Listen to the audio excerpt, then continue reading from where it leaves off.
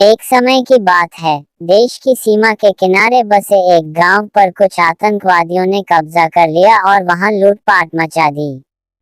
सैनिकों को सूचना मिली तो वह तुरंत ही उनसे निपटने के लिए चल पड़े। बरसात का मौसम था, घनघोर वर्षा हो रही थी। इसके कारण छोटे छोटे ताल तलैया भी खूब विशालकाय नजर आ रहे थे। छोटी सी नदी भी उफान मारती हुई बह रही थी, जिसके कारण नदी पर बने पुल टूट गए थे। सैनिकों को वह नदी पार करनी थी, मगर पार कैसे करते? सैनिकों ने सोचा, कई प्रकार की युक्तियां लगाई, किंतु वह पार पाने में असमर्थ रहे। सैनिकों ने देखा कि पास में एक झोपड़ी है, उससे सहायता मांगी जाए। सैनिक उस झोपड़ी में गए। उस झोपड़ी में एक महिला की थी जो दिन भर कार्य करती थी और अपनी झोपड़ी में रहती थी। उस महिला के पास अन्य कोई साधन या घर नहीं था।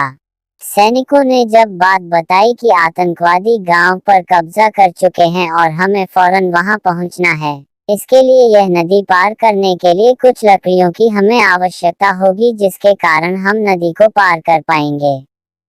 महिला ने पहले कुछ सोचा, फिर कहा कि मेरी झोपड़ी में दोबारा बना लूंगी, आपको जितने भी लकड़ी मेरी झोपड़ी से चाहिए निकाल लीजिए।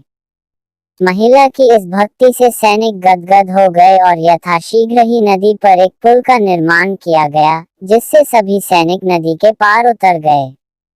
महिला के इस देशभक्ति की सराहना जितनी करें उतनी ही कम है। सैनिक जल्दी ही उस गांव पर पहुंच गए जहां आतंकवादियों ने कब्जा किया हुआ था। सैनिकों ने काफी देर की मशक्कत के बाद आतंकवादियों को मार गिराया और कुछ भाग गए, जिससे अपने देश में आए हुए संकट को उन्होंने बहादुरी से टाल दिया और दुश्मनों को सबक सिखाया। देश प्रेम और देशभक्ति से बड़ा कोई धर्म नहीं है। देश है तो हम हैं, ऐसा मानकर देश की सेवा करनी चाहिए। अगर व्यक्ति को देशभक्ति का मौका मिले तो उसे जरूर अपना देश प्रेम दिखाना चाहिए। यही सर्वथा उचित है और धर्म भी यही है।